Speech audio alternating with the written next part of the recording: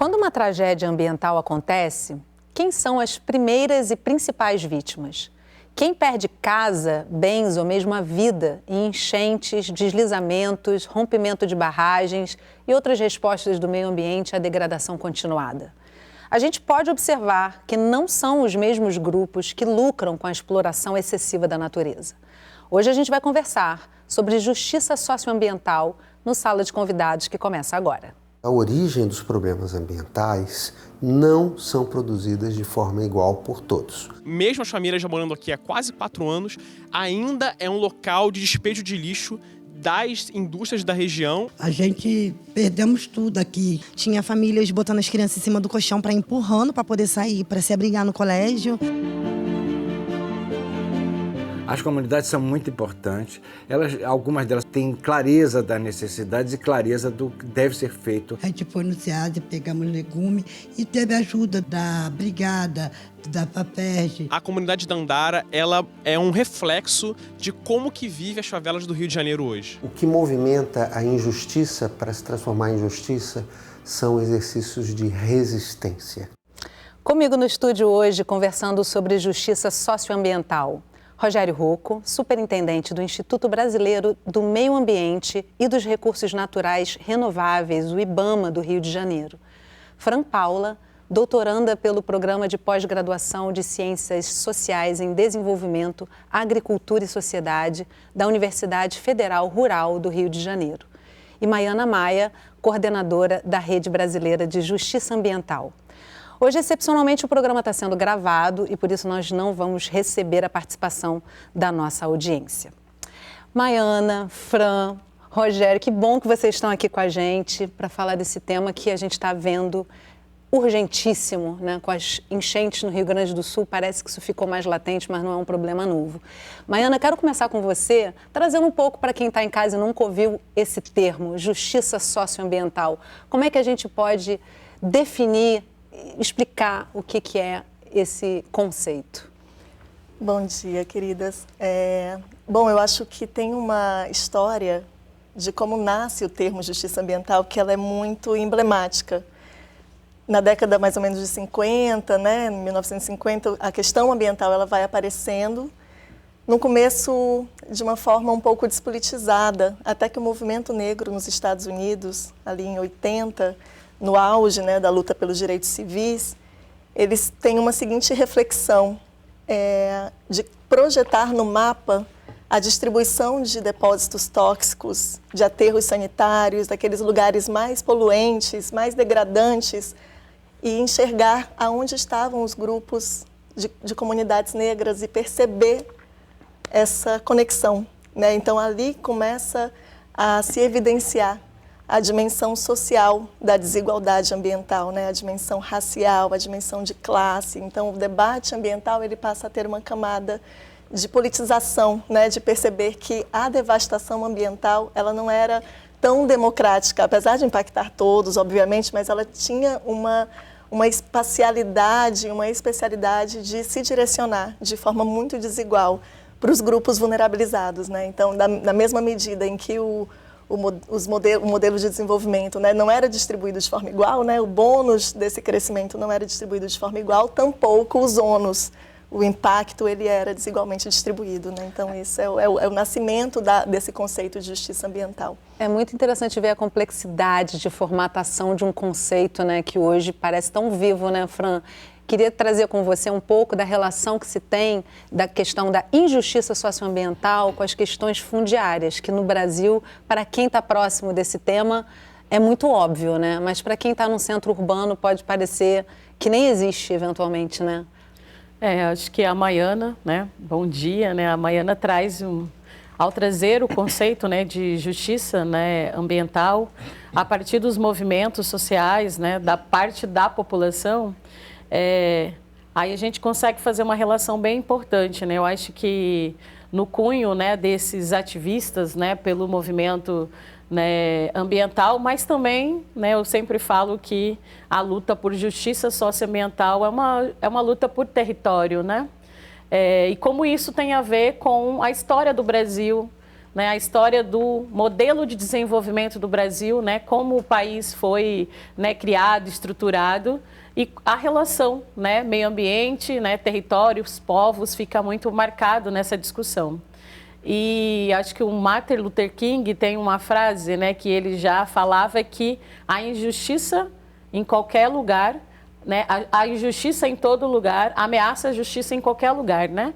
Então, assim, para a gente pensar que não é um problema, né, só do Brasil, né, mas que tem uma dimensão global, né? Então, a gente pode falar que, né, as injustiças socioambientais, ela tem uma dimensão, né, que transcende aí os territórios, que transcende quem está no campo, transcende quem chega até os centros urbanos, e a gente tem, né, visto isso mais recentemente no Brasil de forma mais ampla, né?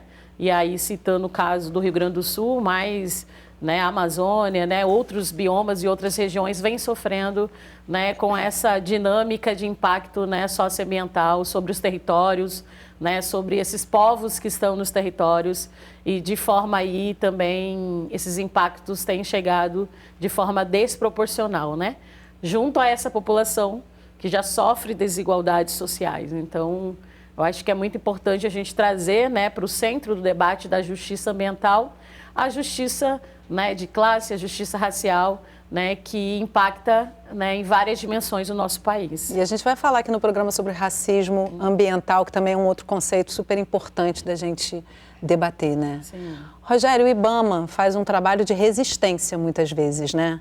Queria começar com você trazendo para a gente a importância das instituições públicas e do funcionalismo público na defesa do meio ambiente e o quanto tem sido mais difícil nos últimos anos, né, com tantos interesses, às vezes, confrontando o dever do IBAMA em proteger o meio ambiente, lidar com esses enfrentamentos, né, que são necessários e enquanto instituições públicas podem ser feitos, portanto, né?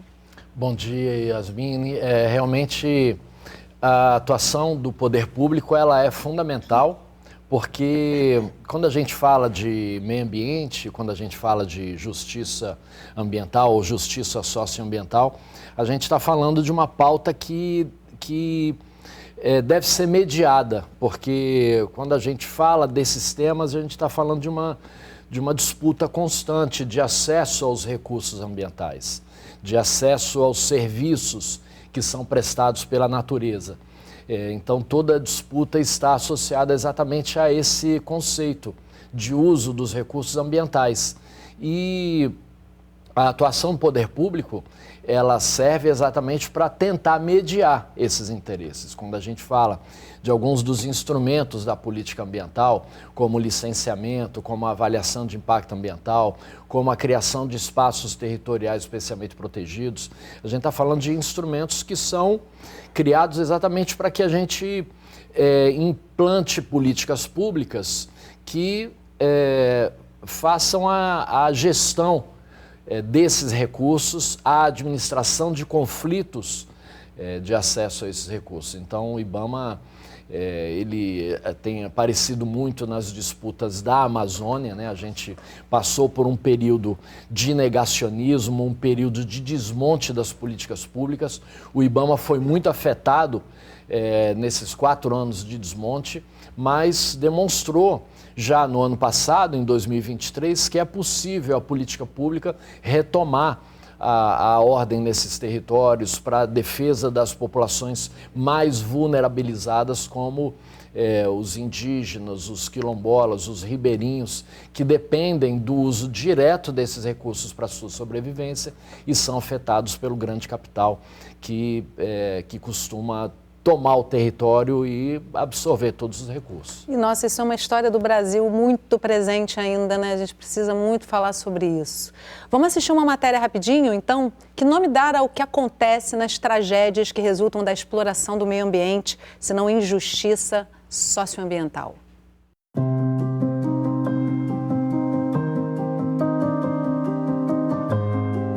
Todos somos responsáveis, todos vivemos nesse planeta, todos devemos participar, sem dúvida todos devemos participar, mas a origem dos problemas ambientais não são produzidas de forma igual por todos.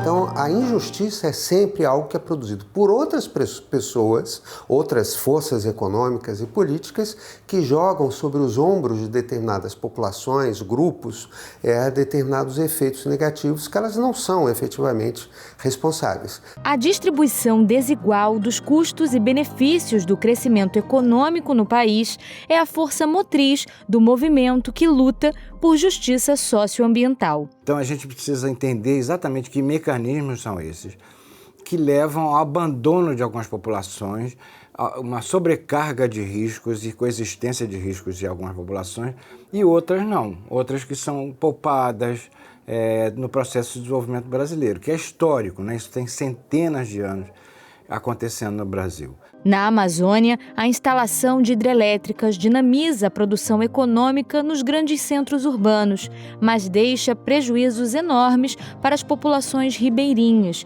que perdem o acesso às terras e têm sua produção pesqueira reduzida. Existem vários exemplos, tudo que você olhar, favela, furacão, enchente, inundação, poluição, você sempre vai encontrar em sociedades racistas, com enormes desigualdades sociais, problemas de injustiça ambiental e de racismo ambiental. O Marcelo, desde 2010, coordena um projeto articulado pela Fiocruz e movimentos envolvidos na denúncia de injustiças ambientais. Chama-se Mapa de Conflitos, que tem o objetivo de mapear esses casos por todo o país e buscar resolutividade. Eu pedi para ele pontuar algum caso emblemático. Se a gente vai aqui para a região do norte do Rio de Janeiro, aqui em Campos Goytacazes, vamos ver o que aparece.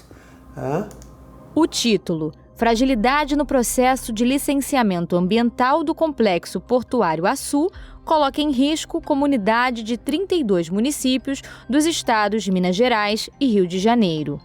Você tem uma exploração violenta de aço ou de ferro e eles construíram uma situação que é totalmente absurda, que alguns até dizem que é um transporte sustentável. Transporta o ferro para ser exportado aqui no Porto de Açu através não de caminhões, de trens, né, que poderia ser esperado, mas a ideia de dutos que passam trazidos por água. Então, ao longo de todo o tempo, a construção dessa estrutura afetou uma série de municípios ao longo, entre Minas Gerais, a área que é explorada, a retirada de ferro, até a chegada final de exportação desse ferro bruto. Para Cristóvão Barcelos, as injustiças socioambientais pedem medidas em diversos níveis de atuação. Algumas das ações são, digamos, nacionais, né? Por exemplo, o banimento de algumas tecnologias que são sujas, tecnologicamente sujas e que expõem as pessoas. Por exemplo, produção de diversos produtos com asbestos, com amianto, né? Com mercúrio. Isso é uma ação que pode ser feita no nível do país. No nível das cidades, dos municípios também, acho que o planejamento urbano adequado, o reforço, melhores condições de transporte, de saneamento nessas áreas que são vulnerabilizadas, oferecer toda a assistência de maneira equânime para essas populações. E a gente não pode esquecer do nível comunitário.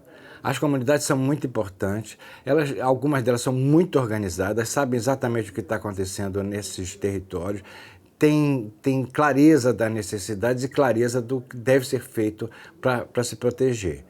Lembrando que cada território desse tem uma característica diferente, tem alguns que o problema é exatamente o isolamento, né? Os quilombos, aldeias indígenas, em geral, ficam muito longe dos centros urbanos e sofrem problemas de desassistência. Outras, ao contrário, são muito dentro da periferia, dentro das grandes áreas urbanas, industrializadas, e sofrem um outro tipo de problema. Esse diagnóstico a gente precisa fazer, nós pesquisadores, mas com uma ampla participação da sociedade civil. O que movimenta a injustiça para se transformar em justiça são exercícios de resistência, são exercícios de luta por cidadania, são exercícios que lutam contra o racismo que vai dizer que o indígena é primitivo, que o negro é sujo, que o quilombola não deve ficar lá de preguiça no seu local. Todas essas expressões de racismo, elas implicam em resistência, mas também na busca de encontrar modelos de desenvolvimento que sejam mais saudáveis, mais sustentáveis e mais democráticos e inclusivos. Eu vou retomar aqui a nossa conversa trazendo a participação da nossa audiência, nosso telespectador Rodinei, sempre participando aqui com a gente do programa. Ele mandou a seguinte mensagem: justiça socioambiental é lutar para se manter uma floresta nativa em pé, sem deixar de permitir que a população que nela vive possa continuar explorando-a de forma sustentável. Muito obrigada pela sua contribuição, Rodinei. Bom, deixo para comentários de vocês, porque eu acho que essa é a essência de tudo que a gente está discutindo aqui. E queria retomar, Fran, com uma fala do Marcelo Firpo, que foi teu orientador. E muito interessante a gente ver que existe, de fato, uma cadeia de pessoas, né, cada vez maior olhando para esse assunto, né? E ele fala que é necessário, o que você acabou de dizer, uma mudança no modelo de desenvolvimento que seja mais sustentável, democrático e inclusivo. Que modelo é esse? A agroecologia aponta para a gente alguns modos que a gente pode chegar a ele? Sem dúvida, né? Eu acho que a agroecologia é uma das propostas, né, que a gente tem já em curso há muitos anos, né, no Brasil e no mundo, que afirma essa possibilidade de conviver com a natureza, né? Então, eu acho que o debate central, que tanto, né, o vídeo que a gente acaba de ver, mas todo o debate da justiça socioambiental que a gente vem fazendo no Brasil, é que as sociedades precisam repensar, né, as formas de habitar a terra.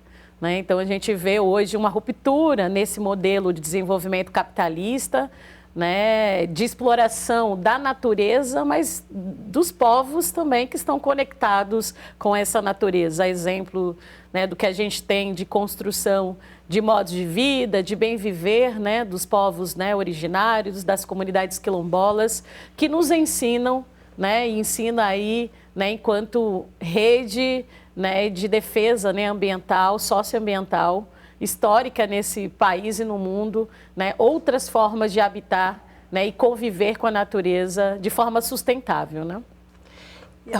Pode falar, Maiana. Não, eu acho interessante, assim, porque essa ruptura profunda, ela não vai acontecer enquanto a sociedade naturalizar a injustiça ambiental, naturalizar que os impactos desse modelo possam ser transferidos para esses grupos vulneráveis. Um exercício de imaginação que eu acho muito interessante, por exemplo, né, quando a gente olha para a expansão do modelo mineral predatório, né, que desloca comunidades, que cria ali barragens, que rompem, enfim, né? Se a gente, por exemplo, tivesse no Leblon, ou tivesse que explorar uma jazida de diamantes no Leblon, ali a gente ia ter que pensar, será que precisamos mesmo? Precisamos de minério para quê? Será que temos formas de extrair que sejam menos degradantes? Será que temos como lidar com essas comunidades de forma menos racista?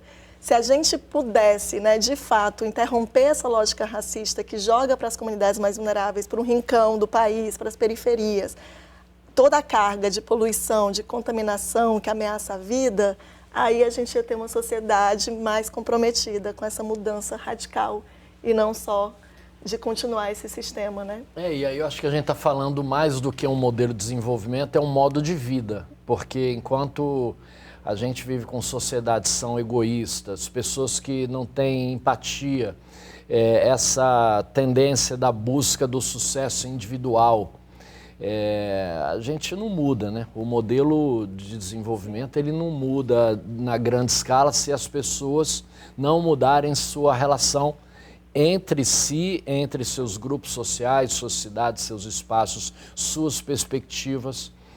Enquanto as pessoas viverem com a ilusão de que vão enriquecer, de que vão acumular patrimônios, assim como alguns poucos fazem no mundo, a gente não consegue uma mudança de paradigmas, porque a sociedade vai estar se entranhando numa tendência que se mostrou mal sucedida para a maioria absoluta da população, sendo que ainda há grupos muito grandes que se imaginam no topo de uma pirâmide que não tem como se sustentar. Fran?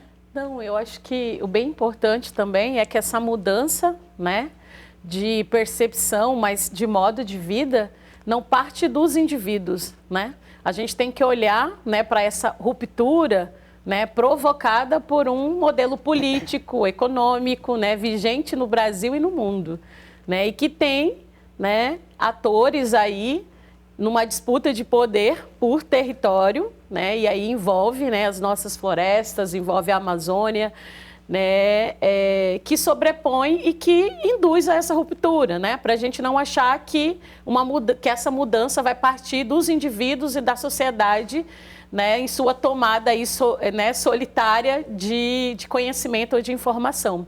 Então, eu fico muito pensando o papel do Estado brasileiro nessa, né, eu não diria que eu não gosto muito dessa ideia de que seja uma mudança radical, né, porque se a gente está dizendo que existem pessoas que estão lucrando, que só uma minoria de grupos... Radical é ter poucos, né? Ganhando com isso. Porque parece que boa parte da sociedade brasileira está se beneficiando com esse modelo e não é. Né? A gente tem uma minoria de grupos, né, empresariais, né, de corporações. A gente vive um capitalismo radical, né? Justamente. Um extremo. Então eu fico pensando muito no papel do Estado brasileiro nessa mudança, né, de lógica, né, onde a natureza, os povos, né, são vistos como desenvolvimento, né? Porque senão a gente acaba indo para um lugar de que o que é desenvolvimento é só o que o capital promove, a base da destruição da natureza, do racismo, né, muito fruto aí de uma colonização histórica, né, do Brasil, mais do sul global. Então é importante a gente, né, ter a noção de que os desafios têm amplitudes que envolvem, né, vários segmentos da sociedade como um todo, né? E aí refletir sobre isso que você está colocando, né? Porque de repente o indivíduo está em casa economizando água, não que isso não seja importante, mudando seus padrões de consumo, que também é muito importante, enquanto isso lá no Cerrado estão acabando com riachos, estão pulverizando comunidades, né? A gente está comendo veneno, a plantação está cada vez mais pobre, enfim. O que adianta de fato se os grandes não aderirem de forma grandiosa no sentido de preservar a natureza? Eu queria até trazer um exemplo aqui, Rogério, sobre as comunidades do entorno aqui da Baía de Guanabara, no Rio de Janeiro, né? Uma luta, várias lutas antigas, né? Que podem realmente representar muito bem esse caso de injustiça socioambiental, né? Queria que você falasse um pouquinho desses casos que a gente acompanha aqui no canal, já fizemos alguns programas a respeito, e o quanto que eles representam isso tudo que a gente está debatendo. A gente tem aqui no entorno da Baía de Guanabara uma grande concentração populacional, né, falando assim na lógica da bacia hidrográfica, que é o conjunto de territórios que alimentam o corpo hídrico. Então, quando a gente fala da Baía de Guanabara, tem 7 municípios banhados, mas são 16 os municípios de sua bacia hidrográfica. Nessa região existe cerca de 9 milhões de pessoas e é o segundo complexo industrial do país. Então há uma grande concentração de indústrias, grande parte delas ligadas à produção e processamento de petróleo. Então são atividades que movimentam um volume muito grande de recursos, porém disputam território com populações que já desenvolviam atividades tradicionais nessa região. A atividade de pesca artesanal é uma atividade milenar aqui na Baía de Guanabara, ela sempre existiu, mesmo antes da chegada dos europeus, mas mesmo depois da chegada ela se desenvolveu como uma atividade econômica importante, sustenta milhares de famílias. Apesar de toda a poluição da Baía de Guanabara, ela sustenta milhares de famílias e disputa constantemente esse espaço com a atividade de petróleo, que vai cada vez mais ocupando esse território e criando zonas de restrição à pesca. Então esse é um exemplo de um conflito que é muito mal mediado pelos instrumentos públicos da política ambiental, como o licenciamento ambiental, ou como o estudo de impacto ambiental, que é um instrumento, dentro da sua proposta, ele é fundamental, porque é o instrumento que, no licenciamento ambiental, assegura a participação da sociedade na decisão final da autoridade competente de conceder ou não o licenciamento. Mas isso foi um objeto de pesquisa do meu doutorado, que eu fiz no programa de pós-graduação em Sociologia e Direito da Universidade Federal Fluminense, e eu analisei 21 estudos de impacto ambiental associados a atividades de exploração de petróleo na Baía de Guanabara, e é impressionante como eles valorizam um dos elementos, né? Porque o estudo de impacto ambiental ele tem que apontar os impactos positivos e negativos de um empreendimento e meio que colocar numa balança os dois pratos, impactos positivos num e negativos no outro, para fazer a mediação se aquele empreendimento gera retorno positivo para a coletividade. E geralmente é a geração de emprego que é utilizado como grande benefício desses empreendimentos. Mas o que a gente vê é que, em grande escala, esses empregos são temporários, são apenas na etapa da construção civil. Depois que o empreendimento se estabelece, a mão de obra qualificada vem de outras localidades, elas não são mão de obra local. Então, o empreendimento acaba sendo um propulsor de processos de ocupação irregular do território, porque esses trabalhadores não têm acesso aos processos de construção regular, eles são direcionados para a atração de empregos temporários e a gente vê então que, no final das contas, o impacto ambiental ele é socializado, toda a sociedade absorve os impactos negativos daquele empreendimento e os impactos positivos, que são os impactos econômicos, são apropriados temporariamente pelos trabalhadores durante a fase de construção civil, em condições muitas vezes de subemprego, e a riqueza mesmo ela é acumulada para poucos. Então a privatização dos lucros e a socialização dos prejuízos. É um exemplo do quanto o capitalismo pode não dar certo, né? Porque se fala muito de outras possibilidades. Comunismo nunca deu certo, socialismo nunca deu certo. Se discute muito isso, né? E esse é um exemplo claro de que o capitalismo também não está dando certo. Ele dá certo para algumas poucas pessoas, né? Eu acho até interessante, né, ouvir do Rogério, né, que é um gestor público, né? Porque, por exemplo, né, eu sou do Mato Grosso, uma região de expressão, né, do agronegócio e do capital, né, com um discurso de desenvolvimento, né, e ver instrumentos como, né, estudos de impactos ambientais, né, funcionando ou que deveriam, né, garantir, né, o direito, né, dessas populações aos seus modos de vida, né? Como você disse aqui, os pescadores que historicamente fazem o manejo, né, da biodiversidade, né, do Rio de Janeiro, da Bahia e tudo mais. E o quanto que, né, é caro, né, e complicado quando a gente vivencia, né, como você disse na sua fala inicial, um processo que foi de flexibilização nas legislações ambientais, né, e que compromete, né, essa escuta, né, esse processo de garantia de justiça socioambiental, né? Então, infelizmente, a gente não vê, né, no restante do Brasil, né, os estudos de impacto ambiental serem considerados. A gente não vê no Congresso, né, Fran? Mas Congresso. Especificamente ali naquele lugar a gente não vê isso sendo considerado. A gente vai fazer um intervalo rapidinho, mas posso te ouvir muito rapidinho. Sim. Não, é só porque eu queria colocar aí nesse debate, porque na categoria de justiça ambiental tem um conteúdo que é importantíssimo, que é do envolvimento pleno das comunidades, né? E é diferente, por exemplo, a gente tem uma legislação ambiental que prevê participação social com restrições, né? Essa comunidade ela vai ser escutada de forma muito secundária, às vezes, muitas vezes, infelizmente, só para constar, vai ter uma audiência pública mais num sentido burocrático do procedimento do que, de fato, como envolvimento pleno. Tanto é que não é só o envolvimento pleno para a realização de um projeto ou outro, mas, assim, qual é o lugar de fato democrático, onde a gente está discutindo energia para quê e para quem. Né? A gente quer que tipo de produção energética, como para servir a quem? Né? Essas são as perguntas que pensar sobre justiça ambiental provoca todo um ruído. E todo mundo perde com a ausência da participação local. Claro, porque aí tudo isso fica extremamente autoritário.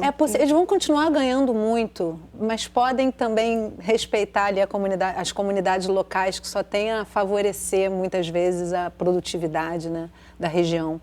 No próximo bloco, vamos à comunidade de Dandara, na zona norte do Rio de Janeiro, ver um exemplo claro de injustiça ambiental. A gente volta já, não sai daí.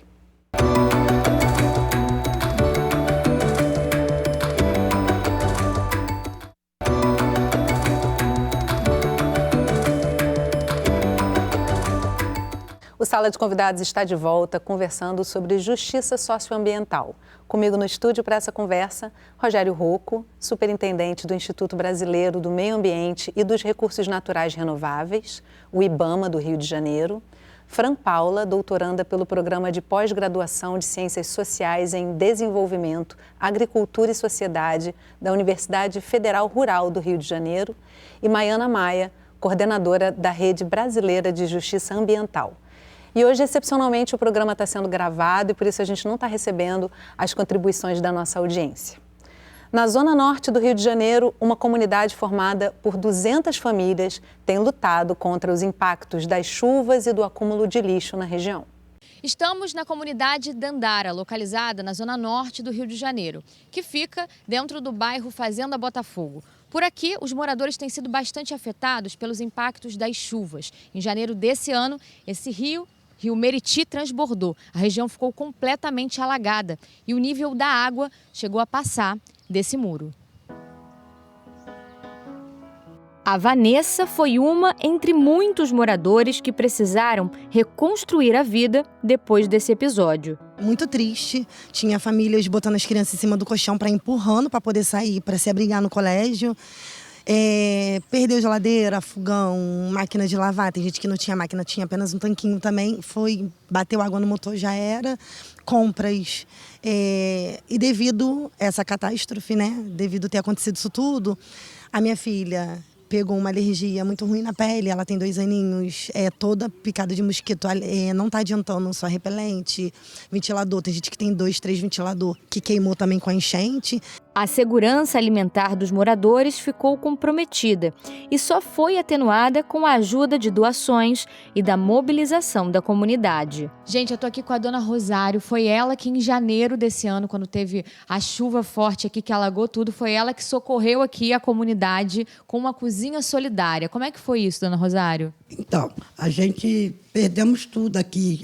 As pessoas perderam fogão, perderam geladeira, perderam cama e não tinha condição de fazer comida. Um bocado ficou lá no colégio, mas no outro dia o colégio botou todo mundo para fora, que não tinha condição de ficar lá. Então a gente começou a fazer uma comida para dar para as pessoas que não tinha fogão, não tinha nada, nem água a gente podia beber, que a água ficou contaminada. As crianças ficaram com pneumonia, com coceira. Então, a gente teve muito problema aqui e a gente se juntamos, algumas pessoas comigo. A gente foi no SEASA, pegamos legume e teve ajuda da Brigada, da FAPERJ, teve ajuda das igrejas. Então, foi tudo doação, né? Tudo doação. Atualmente, a cozinha está parada por falta de doações. Eu conversei com o engenheiro da Federação de Favelas do Rio de Janeiro sobre a situação atual da comunidade. A comunidade Dandara, ela é um reflexo de como que vive as favelas do Rio de Janeiro hoje, né? Ela é uma comunidade que surgiu durante a pandemia, com moradores que não tinham onde morar, não tinham como pagar um aluguel, e ocuparam esse terreno para reivindicar com o governo o seu direito à moradia. Mas, mesmo assim, mesmo estando expostos a essa situação muito difícil de déficit habitacional, essas são as famílias que mais sofrem com as intempéries climáticas. Um outro problema recorrente da Dandara é o descarte de lixo na região. Aqui é uma região que, mesmo as famílias já morando aqui há quase 4 anos, ainda é um local de despejo de lixo das indústrias da região e até de moradores da região aqui, que não entendem que é um local de moradia. E isso é muito sério, é um descaso completo com a vida e demonstra como que o racismo ambiental é um conceito que tem que ser entendido, que é muito sério. Um cenário de lutas que recomeçam a cada dia. A gente resistiu contra a remoção, continuamos resistindo, e agora a nossa luta é, ok, nós queremos permanecer, mas queremos permanecer com qualidade, com construção habitacional de qualidade, com serviços públicos. Vocês estão fazendo essa intervenção? Isso, a gente está construindo um processo de interlocução com a prefeitura para tentar trazer esses projetos e tentar dar voz para esses moradores e colocar luz sobre a situação séria que a comunidade vive. Fran, uma fala do Pedro Monfort, local de despejo de lixo é uma característica comum do racismo ambiental. Eu acho importante a gente caracterizar o que é o racismo ambiental, que é um conceito novo para muita gente, ainda que as práticas sejam muitíssimo antigas. Como é que a gente caracteriza esse racismo ambiental e o quanto que a gente pode, chamando atenção, né, dando nome ao que se trata, né, enfrentá-lo, né? Eu acho que para o nosso país, né, para o Brasil, né, trazer, né, o debate, o conceito do racismo ambiental é fazer também uma análise histórica, né, do processo de ocupação desse território. Né? Então, falar de racismo ambiental, que também é um termo, né, cunhado nos Estados Unidos pelos movimentos de direitos civis, né, como a Maiana, né, trouxe, né, parte muito desse debate sobre como populações que foram racializadas no mundo sofrem de forma desproporcional os impactos ambientais na sociedade. E aí, trazendo, né, para o contexto do Brasil, você vai ver que populações negras, né, indígenas, né, sofrem, né, com essas tragédias, né, ambientais, esses impactos de forma maior devido, né, a essa racialização que promove aí uma série de desigualdades sociais no Brasil. E eu acho fundamental, eu tenho escutado, eu acho que, né, quem atua com essa temática, é um tema que tem aparecido mais na sociedade, só que não é um tema novo, né, para quem sofre racismo, né? Porque essas famílias, como a gente viu aqui, a comunidade Dandara, né, você viu mulheres negras, né, em territórios, né, de favela, né, e que estão à margem de direitos na sociedade. Então, o racismo, né, ele não só determina que essa população vai sofrer com esses impactos, mas é fundamental que a gente entenda o racismo ambiental por uma outra perspectiva.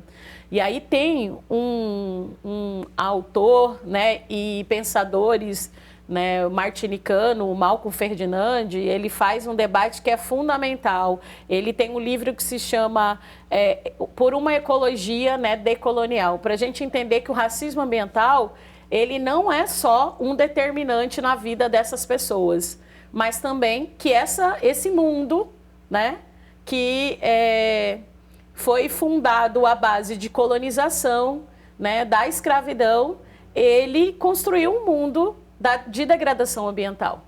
Então, é importante trazer o debate do racismo, né, da colonização nesses países para entender esse projeto de consumo desenfreado da natureza, de corpos e territórios. E a gente olhando e enxergando, né, como essas famílias estão expostas a essas vulnerabilidades, né, e tragédias ambientais, a gente vai conseguir avançar em alternativas e medidas que sejam mais concretas, né? Porque a gente tem batido muito, né, nessa tecla de quem tem sofrido, né, com os impactos, né, numa forma, né, mais violenta nos países, né, como o Brasil, são as pessoas que estão em vulnerabilidade social, né, e grupos étnicos, raciais, né, privados de direitos, entre eles o direito à moradia, como a gente viu, o direito a emprego, trabalho, educação, né, e acesso também, né, a um meio ambiente limpo, adequado para a reprodução da vida, né? Então, o racismo ambiental precisa ser olhado só dessa forma, não só como um determinante dessa população que está sofrendo mais, mas como também parte dessa estrutura capitalista, colonizadora da natureza e dessas populações. Maiana. E muito interessante, Fran, porque olhar de uma forma antirracista também possibilitaria que essas comunidades vulnerabilizadas fossem enxergadas também na sua potência de sobrevivência, de resistência, de existências comunitárias e coletivas, que muitas vezes é ali onde já existem esses outros modelos que mostram uma relação com a sociedade, entre comunidade, com a natureza, que não é na base da extração predatória, que não é na base dessa desigualdade estrutural, né? Então, assim, quando a gente olha essas práticas que resistem, né, das comunidades quilombolas, dos povos indígenas e mesmo nas periferias urbanas, da lógica do cuidado, da lógica da coletividade, da lógica de uma relação de convivência, né, menos utilitarista da natureza e mais interligada e mais integrada, né? Aí, ou seja, né, essas comunidades que muitas vezes são vistas como entraves, né, e que são sobre elas determinada toda essa lógica de vulnerabilidade, mas elas ali também têm as pistas, né, que estão sobrevivendo a toda essa lógica de violência, né, e que poderia inspirar um modelo de sociedade ali mais justo, né? É o envolvimento em oposição ao desenvolvimento, né? Exatamente. São grupos que se envolvem com o território, que têm uma relação com o território, valorizam, portanto, os recursos nele existentes e geralmente são afetados por grandes empreendimentos que não têm absolutamente nenhuma relação, senão a de usurpação do território e dos seus recursos. Rogério, vimos Petrópolis, vimos Brumadinho, vimos o Rio de Janeiro várias vezes. Eu, com 12 anos, eu peguei uma chuva na rua e eu tive água até aqui. Tem bastante tempo isso, não é novidade. Quando a gente escuta Dandara, a gente escuta que está acontecendo lá, aconteceu agora em janeiro, o mesmo que muitas famílias estão vivendo no Rio Grande do Sul, mas quando a gente vê o Rio Grande do Sul, a gente ainda se surpreende, né?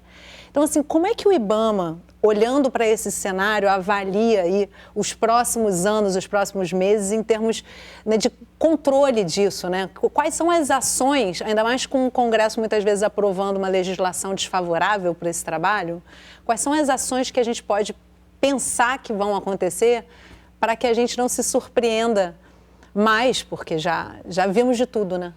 Esperamos já ter visto de tudo, né?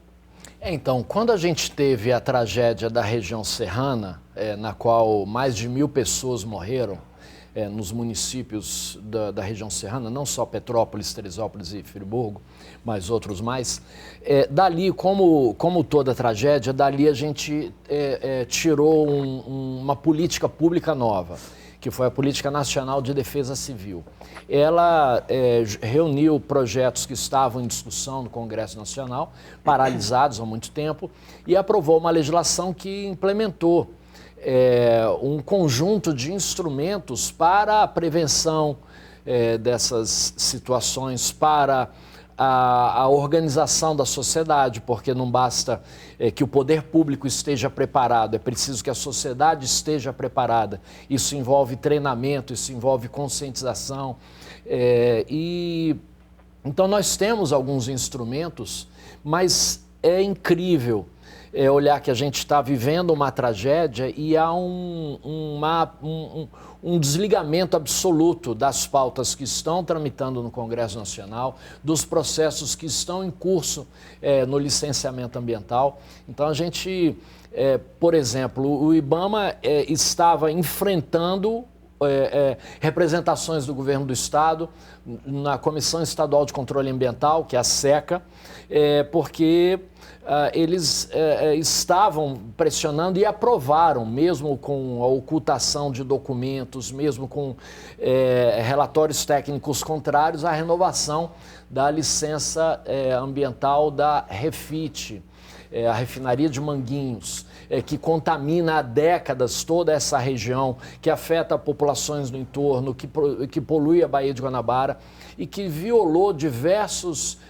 condicionantes do licenciamento ambiental. Mesmo assim, a gente tem as estruturas corporativas públicas e privadas funcionando com o mesmo modelo, como se nada estivesse acontecendo. Então, e sem recursos, muitas vezes, na maioria das vezes, né, Rogério, faltam recursos também para que seja feito um trabalho, de fato, até para populações que moram mais distantes dos centros urbanos, né, que podem ter mais dificuldade de serem acessadas, né?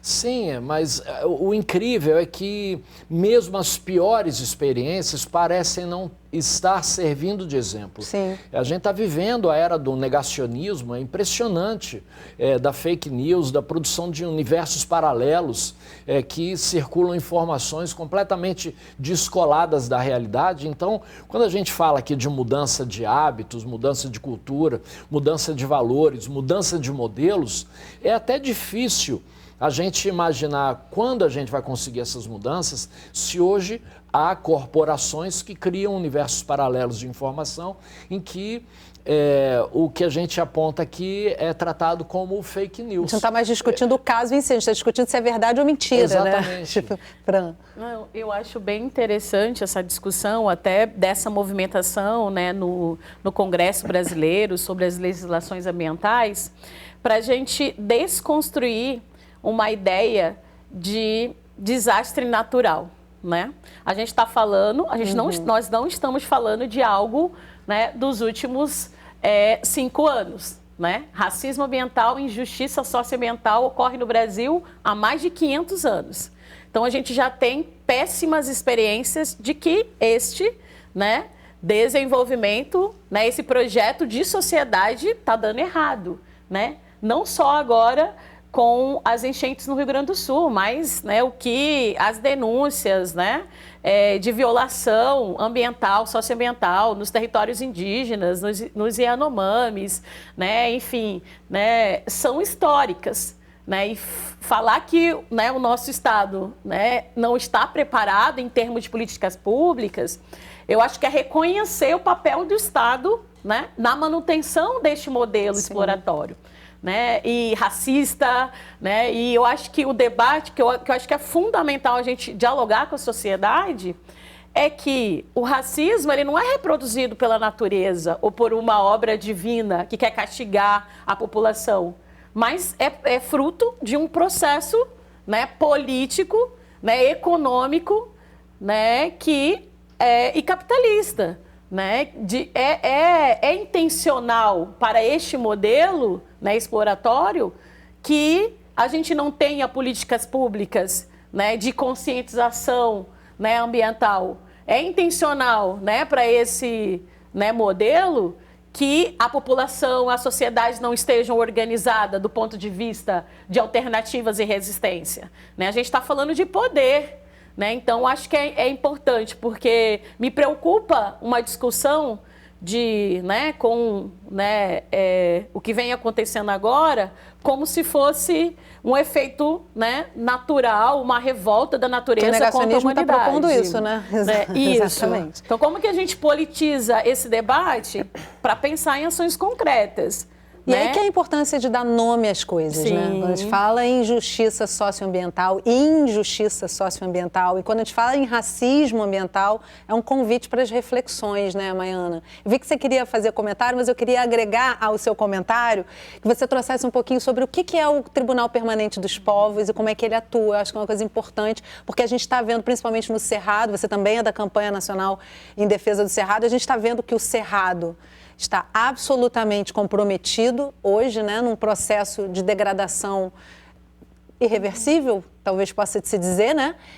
E a ação das comunidades é o que tem segurado alguma parte dessa finalização de trabalho que o capital chega fazendo nessas regiões, né?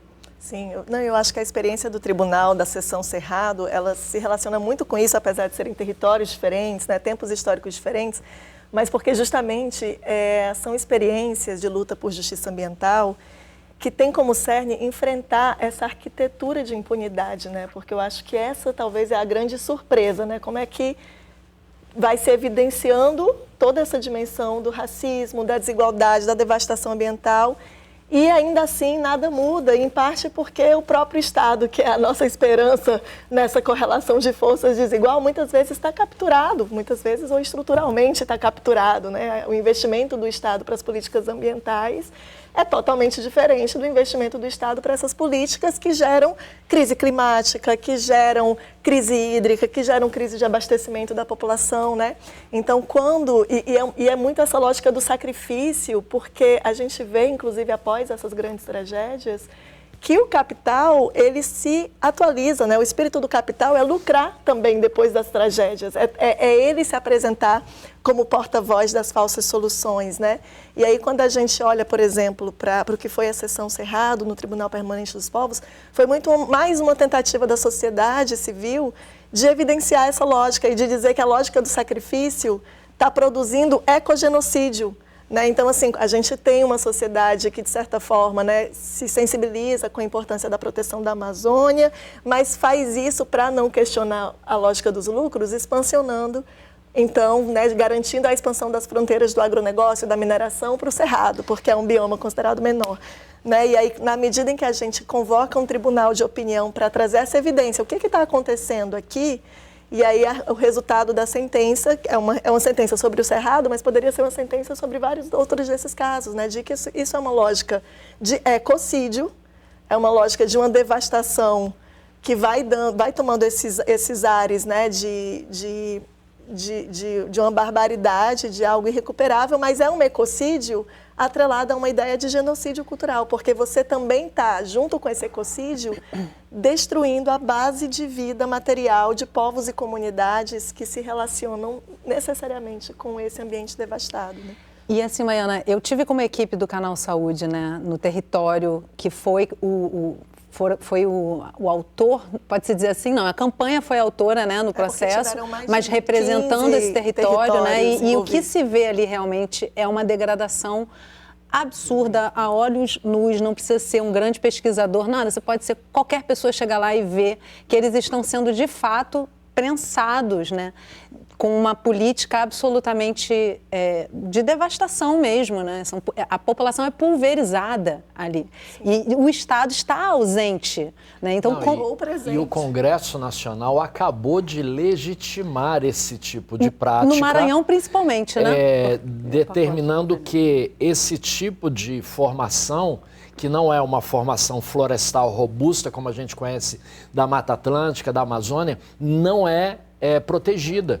Então, os campos, que são estruturas e ecossistemas fundamentais, como inclusive compõem o bioma dos Pampas, que o bioma Pampas é exatamente formado por campos que não são grandes florestas, mas têm funções ambientais fundamentais, inclusive de acúmulo de água, eles foram retirados da proteção, porque no entendimento do Congresso Nacional, eles não sendo florestas, eles não merecem proteção. Isso elimina a tua atuação, né, Rogério? Porque na medida em que a legislação permite... Olha, eu tenho uma notícia triste para dar para vocês, além de todas essas que a gente está dialogando aqui, o nosso programa está chegando no final, mas tanta coisa que a gente ainda precisava falar sobre isso. Temos aqui poucos minutos para finalizar, mas eu queria ouvir cada um de vocês brevemente perspectiva de futuro, porque existe uma luta sendo travada, principalmente pelas populações locais, né, Fran? Assim, queria que você trouxesse um pouquinho dessa atuação da sociedade civil, mas muito mais das populações vulneráveis, porque são elas por elas próprias, né, na ausência do Estado, muitas vezes.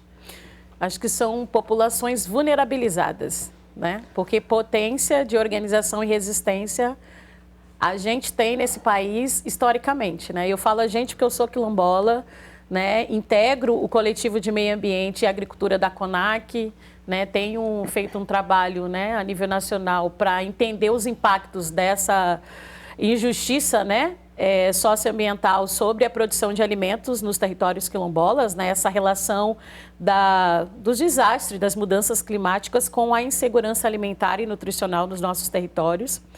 E eu acho que é importante, né, assim, já caminhando para o encerramento do nosso programa, né, que é a gente pensar que mais do que fazer essa reflexão sobre a injustiça, né, socioambiental, é pensar o que promove a justiça, né, socioambiental, a justiça dos povos, né, a justiça, né, do meio ambiente, e aí, né, nos alimentarmos das estratégias históricas de organização das populações indígenas, né, e quilombolas, né, que têm um papel fundamental na preservação ambiental do nosso planeta, no manejo dos biomas, na geração de outras economias, né? Então, é preciso anunciar, né? A sociedade precisa saber... Precisa cobrar ali no voto também, né? Precisa saber, reconhecer, né? Valorizar, porque aí eu acho que a gente, né, entra com mais força, né, nessa disputa, né, que é de poder, que é econômica, né, que é de território, mas também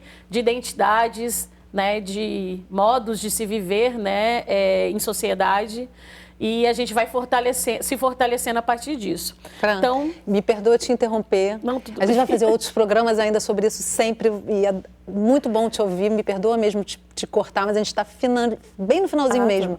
Rogério, como é que você vê perspectivas de futuro?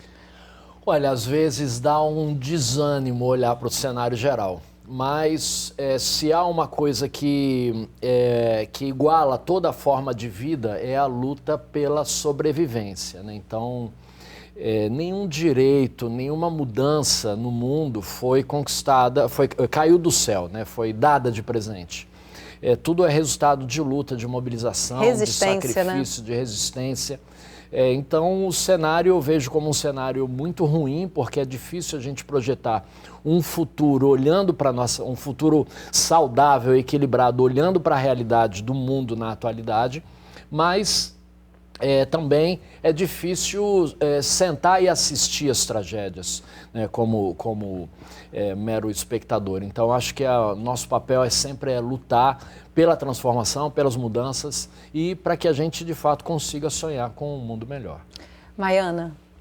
Compartilho muito, assim, né? Tanto dessa desesperança e desse desânimo, né? Porque quando a gente traz à tona todo o cenário de injustiça ambiental, são muitas denúncias, né? São mecanismos que estão muito estruturados numa sociedade que nasceu na colonização, né? Nasceu naturalizando esse racismo, essa lógica de violência, de desigualdade, mas acho que com esperança ou sem esperança, o que nos cabe mesmo, né, é fazer dessa denúncia também o anúncio, né, de uma radicalização democrática, em que a vez e a voz da justiça ambiental é enfrentar essas desigualdades de poder e olhar para todos esses sujeitos políticos, né, que a Fran falou, dos povos indígenas, das comunidades tradicionais, das comunidades ribeirinhas, agricultoras, das periferias das grandes cidades e poder, a partir dali, construir um país novo, um mundo novo.